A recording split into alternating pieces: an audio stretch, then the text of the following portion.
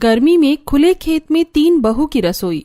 आज शांति देवी के तीनों बेटों की शादी के बाद उनकी तीनों बहू का गृह प्रवेश हो रहा है। उनकी सास हाथों में कलश और थाली लिए खड़ी थी। आओ बहुओं, घर के अंदर प्रवेश करो। हाँ, हमारे घर में एक साथ 3 लक्ष्मी आई हैं। अपने ससुराल में कदम रखो। सविता, रेखा, अपनी देवरानियों की आरती करो। जी मम्मी जी। आओ देवरानियों, गृह प्रवेश करो। आज मैं एक साथ 3 देवरानियों की जेठानी बन गई। वाह। तीनों नई बहू का गृह प्रवेश होता है, लेकिन उसी समय सविता और रेखा अपनी सास कमला जी से फुसफुसा रही होती हैं। मम्मी जी सुनिए, हमारे घर में रसोई तो एक ही है और चाची जी की एक साथ 3 बहुएं आ गई हैं। ये खाना कहाँ बनाएंगी? हम इन तीनों को अपनी रसोई में घुसने नहीं देंगे। आप खुद इनसे बात कर लीजिए, वरना हम बात करेंगे। अरे अभी अभी आई है बेटी, थोड़ा रुक जाओ, थोड़ा चैन तो ले लो, कल देखेंगे। नहीं मम्मी जी, आप आज ही बात कर लो ना। कल इनकी पहली रसोई हमारी रसोई में नहीं होनी चाहिए। अगर हमारी रसोई में इनकी रसोई हुई तो हम दोनों घर छोड़कर चले जाएंगे। ठीक है, तुम लोग बेकार की चिंता कर रही हो। ये लोग गांव से आई हैं, तीनों की तीनों बहनें हैं और गरीब हैं। इनको खुले में खाना बनाने की आदत होगी, तो जब हमारा घर इतने बड़े खेत में है तो कहीं भी खाना बना लेंगी। मैं शांति से बात कर लूंगी, तुम लोग जाओ, सो जाओ। कमला देवी अपनी बहू को समझाकर सोने के लिए भेज देती हैं। शांति देवी की 3 बहुएं भी अपनी अपनी छोटी सी कुठरिया में सोने के लिए चली गई थी। तभी कमला जी शांति देवी के पास आती हैं। शांति सुन जरा, बाहर आ, मुझे तुझसे कुछ बात करनी है। अरे भाभी, इतनी रात को क्या बात करनी है? आप चलिए, मैं आती हूँ। बाहर दल्लान में बैठकर बात करते हैं। दोनों देवरानी जेठानी उठकर अपने घर के बाहर आंगन में आती हैं और एक खाट पर बैठ जाती हैं। जी भाभी बताइए, आपको क्या बात करनी थी? देख शांति, तेरे तीनों बेटों की शादी एक साथ हो गई है, लेकिन समस्या ये है कि हमारे घर में रसोई तो एक ही है। अब गुजारा कैसे होगा? क्या मतलब है आपका भाभी? मैं कुछ समझी नहीं। शांति सुन, मेरी दोनों बहुओं का तुझे पता ही है ना, वो 2 मिनट में कलेश कर देंगी। तू तो समझदार है बहन, अपनी बहू को समझाना कि वो अपनी रसोई का इंतजाम कहीं और करे। लेकिन भाभी, नई बहुएं हैं और कल ही इनकी पहली रसोई है, कहाँ जाएंगी खाना बनाने? देख शांति, अगर तू मेरी बहू से बहस करेगी तो कहाँ भटकेगी बेघर होकर अपनी 3 बहुओं के साथ। बाकी तेरी मर्जी। ठीक है भाभी, मैं बात करती हूँ। कमला और शांति आंगन से उठकर अंदर चली गईं। शांति जाकर अपने बिस्तर पर लेट गई और अपने दिवंगत पति से मन में ही बात करने लगी। अगर आज आप जिंदा होते तो कितना अच्छा होता, ये सब दिक्कतें नहीं होती। भाभी को लगता है कि मैं नहीं समझती, लेकिन मुझे सब समझ में आता है। फिर भी मैं क्या करूं? शांति देवी लेटे लेटे चुपचाप रो रही थी। तभी उनके तीनों बेटे उनके पास आए। माँ, आप रो क्यों रही हैं? हमने सब सुन लिया है। आप चिंता मत करो, हमने अपनी अपनी पत्नियों से बात कर ली है। आप सो जाइए, आपकी बहुएं बहुत समझदार हैं। शांति देवी को आश्वासन देकर तीनों बेटे अपनी अपनी पत्नियों के पास चले गए और सारी परिस्थिति समझा दी।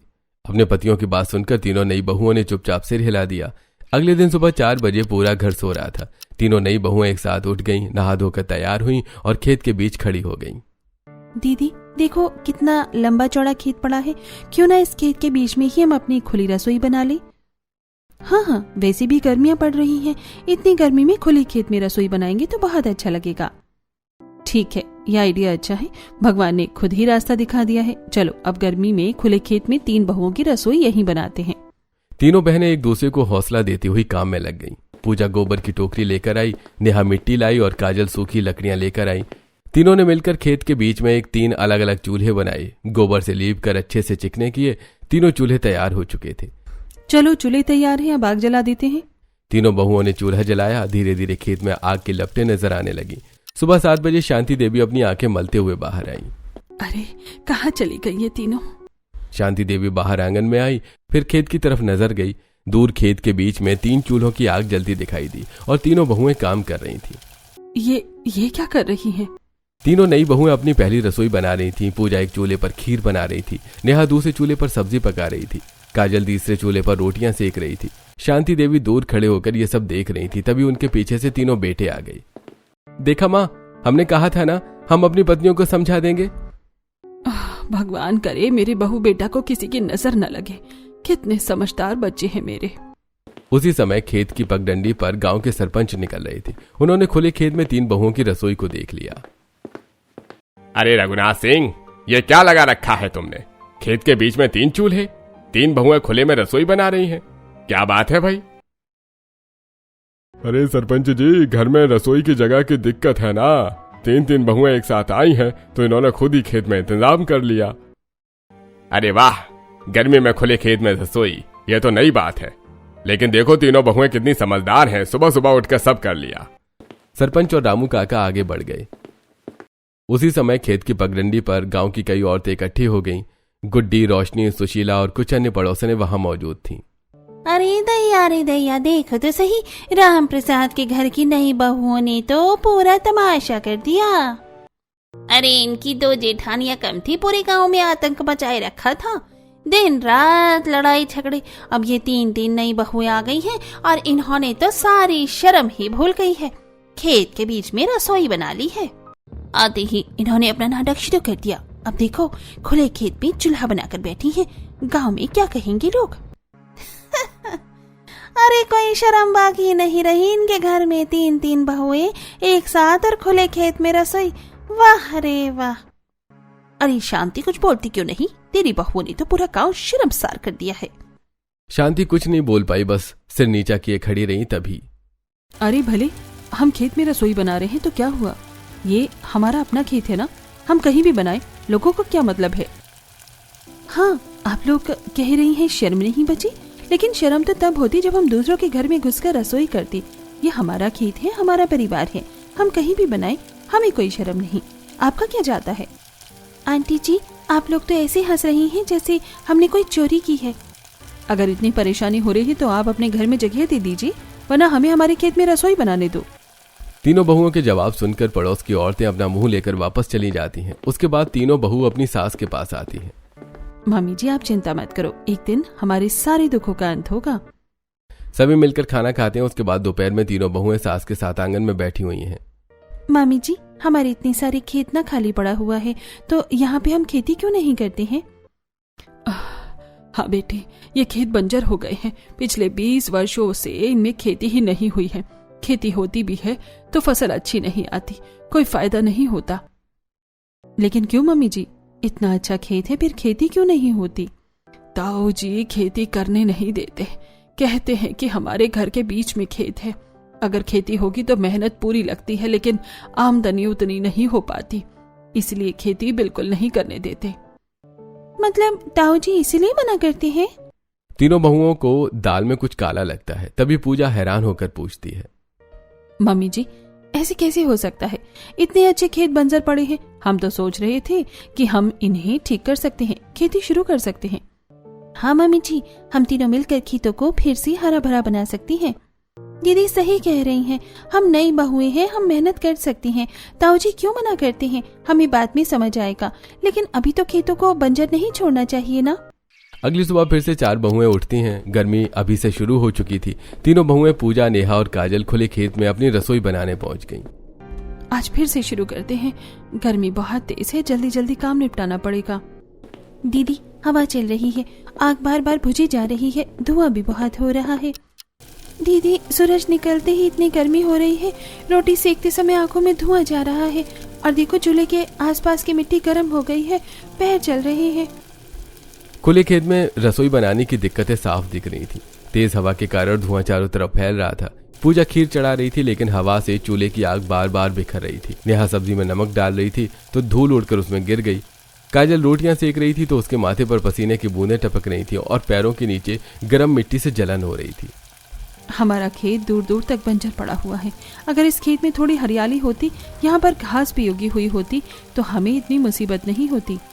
हाँ दीदी, पेड़ पौधे की हरियाली और खेती की ठंडक से हमें इतनी गर्मी नहीं झेलनी पड़ती। तो क्यों ना हम लोग इस जमीन को ठीक करने का कोई उपाय ढूंढने से भगवान भी मिल जाते हैं, फिर हम अपनी बंजर जमीन को हरा भरा क्यों नहीं कर सकते? थोड़ी देर पहले तक मैं भी यही सोच रही थी। चलो हम बूंद बूंद से घड़ा भरने की कोशिश करते हैं। थोड़ी थोड़ी कोशिश करेंगे तो हो सकता है हमारी कोशिश रंग लाए और हमारी जमीन हरी भरी हो जाए। खुले खेत में 3 बहुओं की रसोई में अब खाने के साथ साथ बंजर जमीन को हरा भरा बनाने का विचार भी हो रहा था। सुनो, खेतों को ठीक करने के लिए कुछ घरेलू उपाय हैं। चूल्हे की राख होती है ना, वो बहुत अच्छी खाद बनती है। नीम की पत्तियां, नीम की खली, हल्दी, ये सब मिलाकर हम मिट्टी सुधार सकते हैं।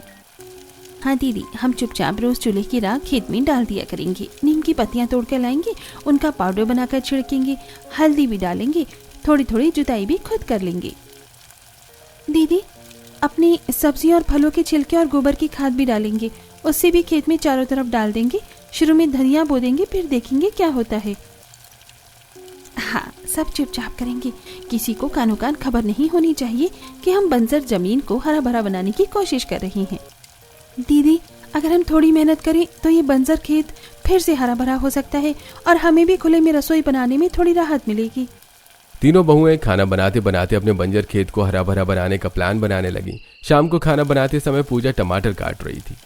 सुनो, ये टमाटर के बीज ऐसे ही फेंकने से अच्छा है ना, इन्हें यहीं मिट्टी में डाल देते हैं। पूजा टमाटर के बीज और छिलके चुपचाप चूल्हे के पास की मिट्टी में दबा देती हैं। देखो, कोई देखे ना, चुपचाप डाल दो। ये धनिया भी डाल देते हैं। नेहा धनिया और डंठल मिट्टी में दबा देती है। और ये मेथी भी डाल देते हैं। तीनों बहुएं खाना बनाते बनाते अलग अलग जगहों पर बीज डालने लगती हैं। कोई चूल्हे के पीछे, कोई क्यारी के किनारे, कोई पानी गिराने वाली जगह पर। थोड़ा थोड़ा करके डालेंगे तो शायद कुछ उग ही जाए। हाँ, बूंद बूंद से खड़ा पड़ता है। इसी बीच चूल्हे की आग तेज हो जाती है और धुआं चारों तरफ फैल जाता है। उफ, ये धुआं तो जान ले लेगा। और ये गर्मी लग रहा है, सूरज सर पर आ गया है। शाम का समय था, गर्म हवा चल रही थी, सूरज ढल रहा था, लेकिन गर्मी अभी भी कम नहीं हुई थी। तीनों बहुएं फिर से खुले खेत में चूल्हा जलाकर खाना बना रही थी। दीदी, हवा से आग बार बार बुझ रही है। हाँ, और धूल भी खाने में जा रही है। कोई बात नहीं, आज भी बना लेंगे। थोड़ी देर बाद खाना तैयार हो जाता है। तीनों बहुएं अपने पतियों को बुलाती हैं। आज तो यही खाना खाएंगे। हाँ भाई, खेत की रसोई, खेत का खाना, मजा आएगा। सभी खेत में जमीन पर बैठकर खाना खाने लगते हैं। हवा चल रही थी, धूल उड़ रही थी, लेकिन सब एक साथ थे। लीजिए गरम रोटी, ये सब्जी लीजिए, और ये खीर भी। तभी आसपास से गुजरते हुए गांव के लोगों ने देखने लगते हैं। अरे बाप रे, पहले खुले में रसोई में खाना बना रही थी, अब यही खाना भी खा रहे हैं। हद कर दी इन्होंने तो, घर होते हुए भी खेत में खाना। अब तो पूरा घर ही खेत में बसा लो। कुछ गांव वाले हंस रहे थे तो कुछ ताने मार रहे थे। अरे भाई, अजीब जमाना आ गया है भाई। तीनों बहुएं सब सुन रही थी, लेकिन इस बार उन्होंने चुप रहना सही समझा। लोग तो कहेंगे ही, हमें अपना काम करना है। हाँ, एक दिन यही लोग तारीफ करेंगे, और देखना ये जमीन भी जवाब देगी, और फिर इन सभी के मुंह बंद हो जाएंगे। कई दिन बीत गए। तीनों बहुएं रोज सुबह 4 बजे उठकर पहले रसोई में खाना बनाती, फिर चुपके चुपके खेत में अपने लगाई बीजों को देखती, लेकिन अभी तक कोई अंकुर नहीं निकला था। नेहा, आज पूरे 7 दिन हो गए हैं, अभी तक कुछ भी नहीं होगा। हाँ दीदी, मैं भी रोज यही देख रही हूँ, ना धनिया निकला ना टमाटर।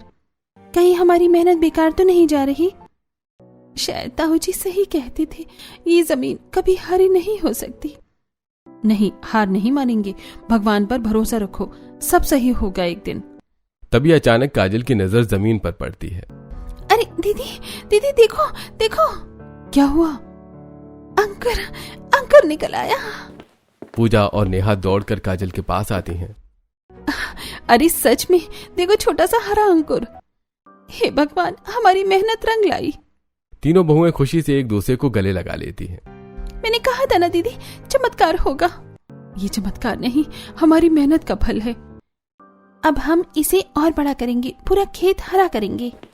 उस दिन तीनों बहुएं पानी भरने के लिए कुएं पर जाती हैं और वापस लौटते समय उन्हें थोड़ा देर हो जाती है। तभी रास्ते में ताऊ जी और ताई जी की आवाजें सुनाई देती हैं। अरे कमला, अब ये ठीक नहीं हो रहा है। क्या मतलब? अगर इन बहुओं ने खेत को हरा कर दिया तो हमारा राज खुल जाएगा। हाँ, अगर सबको पता चल गया कि हमने जानबूझकर खेत बंजर रखा तो। ये सब बातें पूजा सुन लेती है। वो चुपचाप पीछे हट जाती है। ये क्या कर रहे थे? घर पहुंचते ही पूजा ने नेहा और काजल को सब बता दिया। क्या जानबूझकर बंजर रखा? मतलब हमें रोका गया था जानबूझकर? हाँ, और अब हमें सच पता लगाना होगा। तीनों बहुएं सच का पता लगाने की ठान लेती हैं। वहीं दूसरी तरफ ताऊ जी और ताई जी की बातें अभी भी चल रही थीं। हमें बताना चाहिए अपने बेटों को। नहीं, अभी नहीं, पहले हम खुद पता लगाएंगे कि ये बहुएं कर क्या रही हैं। हाँ, सही कह रही हो, कुछ ना कुछ तो गड़बड़ है। कल से हम इन पर नजर रखेंगे चुपचाप। अगले ही दिन से ताऊ जी और ताई जी चुप छुप कर तीनों बहुओं को देखने लगे। खेत के कोने में खड़े होकर पेड़ के पीछे छिपकर हर हरकत पर नजर रखी जाने लगी। सुबह 4 बजे जब तीनों बहुएं खेत की रसोई में खाना बना रही थी तो देखो, देखी जी, ये खाना बनाते बनाते कुछ मिट्टी में डाल रही हैं। हाँ, ये बीज डाल रही हैं। मतलब ये सच में खेत को हरा करने की कोशिश कर रही हैं। दोनों के चेहरे पर डर साफ दिखने लगा। अगर ये फसल हो गई तो हमारा सारा राज खुल जाएगा। नहीं होने देंगे, हमें इनका काम खराब करना पड़ेगा। उसी दिन से ताई जी ने चुपचाप बहुओं के काम में बाधा डालना शुरू कर दिया। रात के समय जब सब सो रहे थे, ताई जी चुपचाप खेत में पहुंची। देखती हूँ कैसे उगते हैं ये बीज। ताई जी ने जहां जहां बहुओं ने बीज डाले थे वहां पर नमक और राख ज्यादा मात्रा में डाल दी। अब देखती हूँ कैसे उगता है कुछ। अगली सुबह जब तीनों बहुएं सोकर उठी तो आसपास की जमीन पर मिट्टी सूखी हुई थी। दीदी, यहाँ की मिट्टी सूखी क्यों लग रही है? हमने तो कल पानी डाला था। हाँ, और ये पौधे जैसे मुरझा रहे हैं। दूर खड़ी ताई जी मुस्कुरा रही थी। रात को पानी बहा दिया था, अब कैसे बचेंगे ये पौधे? उस दिन सुबह रसोई में खाना बनाते समय अरे ये लकड़ियाँ इतनी गीली क्यों हैं? आग ही नहीं पकड़ रही। कल तो हमने सूखी लकड़ियाँ रखी थी। असल में रात को ताई जी ने लकड़ियों पर पानी डाल दिया था। अब बनाओ खाना। ताई जी यहीं नहीं रुकी, उन्होंने पड़ोस की औरतों को भी भड़काना शुरू कर दिया। अरे देखो ना, ये बहुएं खेत खराब कर देंगी। सच में? हाँ, पता नहीं क्या क्या डाल रही हैं मिट्टी में। धीरे धीरे गांव में बातें फैलने लगी। इधर तीनों बहुएं समझ नहीं पा रही थी कि उनके काम में बार बार रुकावट क्यों आ रही है। दीदी, लगता है भगवान भी साथ नहीं दे रहे। हर बार कुछ न कुछ गड़बड़ हो जाती है। नहीं, ये सब यूं ही नहीं हो रहा। कोई तो है जो हमारा काम खराब कर रहा है। तीनों बहुएं एक दूसरे को देखती हैं, लेकिन दूसरी तरफ ताऊ जी और ताई जी अब पूरी तरह से बहुओं का काम बिगाड़ने के पीछे पड़ चुके थे। रात के समय देखो रघुनाथ जी, ये लड़कियां जितनी सीधी दिखती है ना, उतनी है नहीं। मुझे पूरा शक है कि ये कुछ बड़ा करने की सोच रही हैं। अगर हमने अभी से इनको नहीं रोका तो कल को ये पूरा खेत अपने कब्जे में ले लेंगी और हमारा पुराना राज सबके सामने आ जाएगा। बात तो तुम बिल्कुल सही कह रही हो कमला। अब हमें चुपचाप बैठकर देखने की बजाय कुछ करना पड़ेगा। जैसे ये बीज डालें, हम ऐसा खेल खेलेंगे कि इनकी सारी मेहनत मिट्टी में मिल जाएगी। हाँ, जैसे ही ये बीज डालेंगे, हम रात में चुपके से खेत में पानी छोड़ देंगे, इतना कि सब सड़ जाए। उसी रात अंधेरे का फायदा उठाकर ताऊ जी ने खेत में पानी छोड़ दिया। धीरे धीरे पानी पूरे खेत में फैल गया। अगली सुबह दीदी, ये क्या हो गया? देखो ना, पूरा खेत पानी से भर गया है। हमने तो इतना पानी डाला ही नहीं था। दीदी, हमारे जो बीज थे, जो हमने इतने प्यार से इतनी मेहनत से लगाए थे, वो सब तो पानी में डूब गए। अब क्या होगा? देखो, अभी घबराने से कुछ नहीं होगा। हाँ, ये जरूर है कि किसी ने जानबूझकर किया है, लेकिन याद रखो, अगर भगवान ने चाहा होगा ना, तो यही पानी सूखकर हमारे बीजों को और मजबूत बना देगा। दोपहर की तेज धूप निकलती है। धीरे धीरे पानी सूखने लगता है। दीदी देखो, धीरे धीरे पानी सूख रहा है। शायद हमारे बीज पूरी तरह खराब नहीं हुए। हाँ दीदी, लगता है भगवान ने हमारी मेहनत देख ली। देखो बहनों, इंसान चाहे कितनी कोशिश कर ले किसी का बुरा करने की, लेकिन होता हमेशा वही है जो ऊपर वाला चाहता है। अगर भगवान हमारे साथ है ना, तो कोई हमारा कुछ नहीं बिगाड़ सकता। बहुओं की ये हिम्मत देखकर ताई जी का गुस्सा और बढ़ गया। ये लड़कियां मानने वाली नहीं है। जितना हम इन्हें गिराने की कोशिश करते हैं, ये उतना ही मजबूत होकर खड़ी हो जाती हैं। अब इनकी सबसे बड़ी ताकत इनका चूल्हा ही खत्म करना पड़ेगा। शाम को जब बहुएं पानी भरने गईं, ताई जी चुपके से खेत में आई और गुस्से में तीनों चूल्हे तोड़ दिए। अब देखती हूँ बिना चूल्हे के कैसे बनाओगी खाना, कैसे जिंदा रखोगी अपनी ये उम्मीद। शाम को बहुएं लौटती हैं। टूटा चूल्हा देखकर उनके मटके छूट जाते हैं। दीदी, ये क्या हो गया? हमारा चूल्हा किसने इस तरह तोड़ दिया? हमने तो किसी का कुछ भी बिगाड़ा ही नहीं, फिर हमारे साथ ऐसा क्यों हो रहा है? बस अब रोना नहीं है। अब ये साफ हो गया है कि कोई हमें आगे बढ़ते हुए नहीं देखना चाहता, लेकिन हम भी हार मानने वालों में से नहीं हैं। लेकिन दीदी अब हम क्या करेंगे? खाना कैसे बनेगा? हम वही करेंगे जो हम हमेशा से करते आए हैं, फिर से बनाएंगे। जितनी बार ये लोग तोड़ेंगे हम उतनी बार बनाएंगे और हर बार पहले से ज्यादा मजबूत बनाएंगे। हाँ दीदी, अभी हमारी जिद है, ये चूल्हा भी जलेगा और ये खेत भी हरा होगा। बहू फिर से चूल्हा बनाकर फिर से खाना बनाने की तैयारी करती है। उसी दिन शांति देवी चुपचाप बैठी थी, उनके चेहरे पर चिंता साफ दिख रही थी। कल मेरी एकादशी है। मैं पूरे विधि विधान से पूजा करती हूँ, लेकिन इस बार घर में हालात कुछ ऐसे हैं कि समझ ही नहीं आ रहा कैसे होगा। कहीं मेरी पूजा अधूरी न रह जाए। तीनों बहुएं उनकी बात सुन लेती हैं और तुरंत उनके पास आ जाती हैं। मम्मी जी, आप इतनी चिंता क्यों कर रही हैं? जब आपकी 3 बहुएं आपके साथ खड़ी हैं तो आपकी पूजा अधूरी कैसे रह सकती है?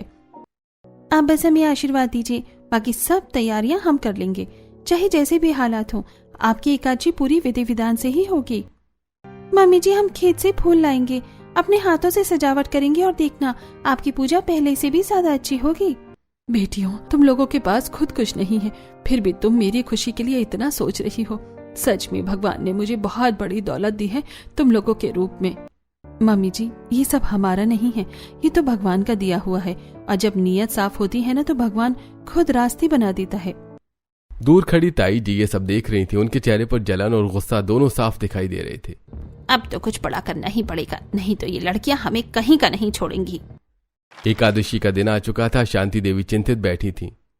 बेटियों, तुम कह तो रही हो कि तुम सब संभाल लोगी, लेकिन कैसे करोगी? हमारे पास तो ढंग की रसोई तक नहीं है, ना बर्तन पूरे हैं, ना कोई साधन। मैं नहीं चाहती कि मेरी वजह से तुम लोगों को और तकलीफ उठानी पड़े। मम्मी जी, जब भगवान ने हमें ये परिस्थिति दी है तो रास्ता भी वही दिखाएंगे। हमारी रसोई भले ही खुले खेत में है, लेकिन हमारा मन साफ है और वही सबसे बड़ी बात होती है। हम उसी खुले खेत में खाना बनाएंगे, वही हमारी रसोई है, और वहीं से आपकी पूजा भी होगी और भोग भी। और देखना मम्मी जी, ऐसा खाना बनाएंगे कि पूरा गांव याद रखेगा। तीनों बहुएं सुबह से ही जुट गईं। कोई सब्जी काट रही थी, कोई चूल्हा संभाल रही थी, कोई मसाला पीस रही थी। गर्मी, धूप, धुआं सब कुछ सहते हुए भी उनके चेहरे पर खुशी थी। नेहा, जल्दी से आटा गूंथ लो, लोगों के आने का समय हो गया है। धीरे धीरे गांव के लोग इकट्ठा होने लगे। सब हैरानी से खुले खेत में बनी रसोई और व्यवस्था को देख रहे थे। अरे वाह, ये तो कमाल कर दिया बहुओं ने। खुले खेत में इतनी बढ़िया दावत, ये तो हमने कभी सोचा भी नहीं था। अरे भाई, खाना तो इतना स्वादिष्ट है कि शहर के होटल भी फेल हो जाए। गांव के लोग तारीफ करते नहीं थक रहे थे। अरे पहले तो हम मजाक बना रहे थे, लेकिन आज मान गए, इन बहुओं ने तो कमाल कर दिया। शांति देवी की आंखों में खुशी के आंसू आ जाते हैं। आज मेरी इज्जत रख ली मेरी बहुओं ने। उसी दौरान लोगों की नजर खेत के कोने पर पड़ती है। अरे देखो, यहाँ तो पौधे उगाए हैं। दीदी देखो, हमारे बीच सच में अंकुर निकल आए। धीरे धीरे पूरा माहौल खुशी से भर जाता है। दूसरी तरफ गांव के कुछ बड़े लोग ताऊ जी के साथ बैठे थे। अरे भाई रघुनाथ, मुझे तो लगता है अब तुम्हारा पत्ता साफ होने वाला है। हाँ, इतने दिनों से तो जो दबदबा बना रखा था ना, अब ज्यादा दिन नहीं चलेगा। तुम लोग क्या कहना चाहते हो? अरे यही कि अब गांव वाले उन बहुओं की तारीफ कर रहे हैं, और अगर सच बाहर आ गया तो तुम्हारी इज्जत और सत्ता दोनों खत्म हो जाएंगी। ताऊ जी के चेहरे पर डर साफ नजर आने लगता है। उसी रात ताऊ जी और ताई जी कमरे में बैठे साजिश रच रहे थे। अब एक ही रास्ता बचा है। कौन सा? शांति को रास्ते से हटाना होगा। ये बात दरवाजे के बाहर खड़ी पूजा सुन लेती है। हे भगवान, ये लोग मम्मी जी को मारने की बात कर रहे हैं। अगले दिन ताई जी रसोई में खीर बना रही थी। आज सब खत्म हो जाएगा। ताई जी चुपके से खीर में कुछ मिला देती हैं। अब देखती हूँ कैसे बचती है शांति। ये सरता को खीर लेकर शांति देवी के पास भेजती हैं। लो चाची जी, आपके लिए खास खीर बनाई है। जैसे ही शांति देवी खीर लेने लगती है, मम्मी जी रुकिए। पूजा दौड़कर आती है और जानबूझकर खीर का बर्तन टक्कर मारकर गिरा देती है। अरे ये क्या किया तुमने, सारा प्रसाद गिरा दिया। तभी एक बिल्ली वहां आती है और गिरी हुई खीर खाने लगती है। दीदी, ये बिल्ली खीर खा रही है। कुछ ही सेकंड्स में बिल्ली तड़पने लगती है और वहीं मर जाती है। ये क्या हो गया? ये बिल्ली अचानक कैसे मर गई?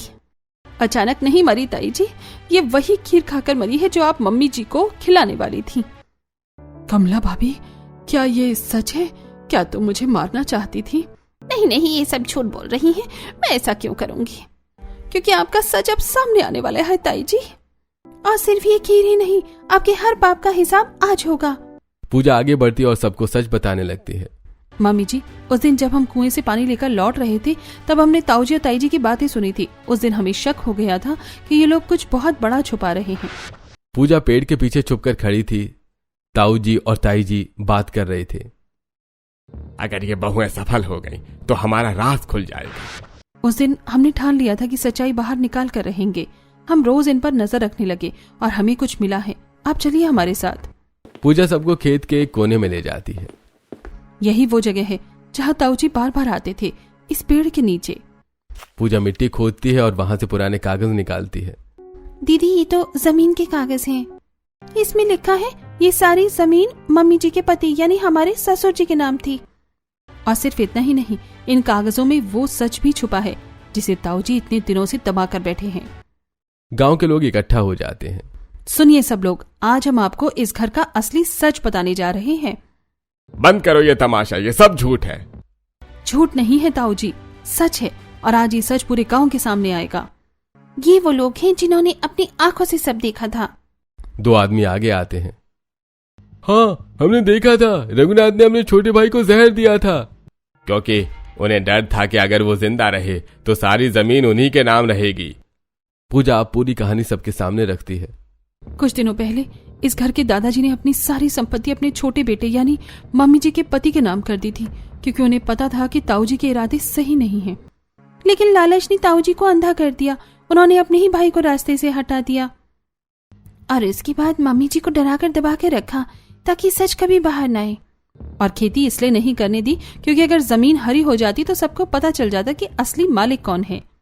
सरपंच और गांव वाले सब सुनकर गुस्से में आ जाते हैं। अरे रघुनाथ, तुमने अपने ही भाई की हत्या की, जमीन हड़पी और इतने दिनों तक इस परिवार को सताया। अरे शर्म करो, ऐसे इंसान को गांव में रहने का हक नहीं है। सरपंच का फैसला है, आज से तुम दोनों को इस गांव से बाहर निकाला जाता है। ताऊजी और ताई जी शर्म से सिर झुकाकर खड़े रह जाते हैं। बेटियों, तुमने ना सिर्फ मेरी जान बचाई बल्कि मुझे मेरा हक भी दिलाया। मम्मी जी, ये सब भगवान का न्याय है। पंचायत के फैसले के बाद ताऊजी और ताई जी को गांव छोड़कर जाना पड़ा।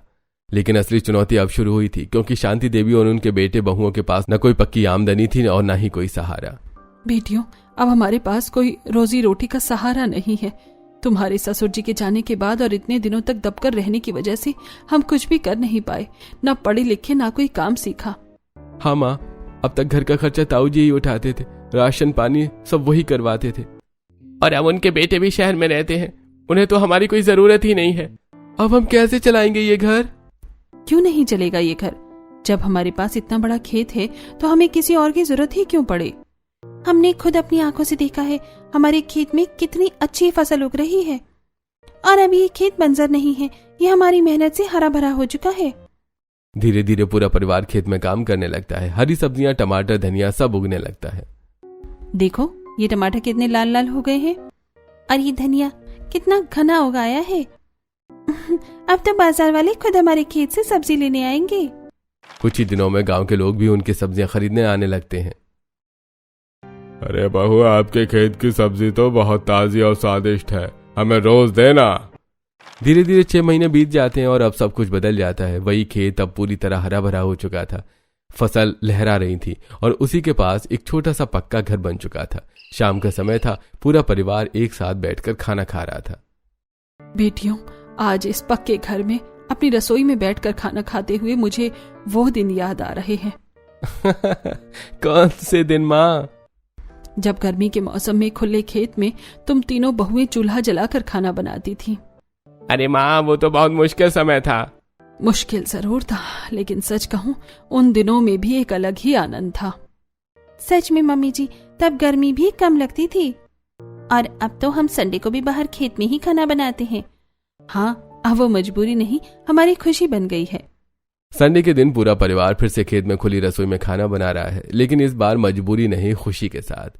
तो अगर आप इन तीनों बहुओं की जगह होते तो आप क्या करते? कमेंट करके हमें बताइएगा।